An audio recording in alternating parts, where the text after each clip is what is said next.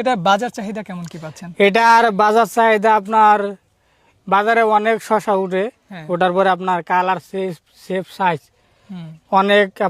অনেক ভালো এটা আর কি। আচ্ছা আচ্ছা, না এটা কালারটা আমরা দেখতেছি যে লাইট গ্রিন, এটা জি। মোটামুটি সব এরিয়াতেই ভালো চলে। জি জি। আচ্ছা আচ্ছা, ওইটা আপনার এটা বাজারে নেওয়ার সাথে সাথে আপনার যা পাইকার অথবা ব্যাপারী যারা আছে তারা আপনার অন্য শশার থেকে এটা চাহিদা বেশি। আচ্ছা আচ্ছা, এটা কি মূলত কালারের কারণে নিচ্ছে নাকি অন্য কোনো কারণে? এটা আপনার কালার সাইজ দুইটাই পারফেক্ট আর কি। আচ্ছা আচ্ছা, কালারও ভালো, সাইজও ভালো। সাইজও ভালো। আপনার হচ্ছে প্রথম হারভেস্ট থেকে আজকে তো 3 নাম্বার হারভেস্ট গেল। জি। এ পর্যন্ত কেমন কি বিক্রি করলেন এখান থেকে? এবং তো আমি আপনার 30 থেকে 35,000 টাকা বিক্রি হয়েছে। 30 থেকে 35,000 টাকার আপনি অলরেডি বিক্রি করে ফেলছেন।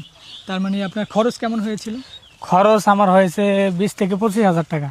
20 থেকে 25,000 টাকা খরচ হয়ে 30-35,000 বিক্রি হয়েছে। জি, তৃতীয় আচ্ছা। হারভেস্টে।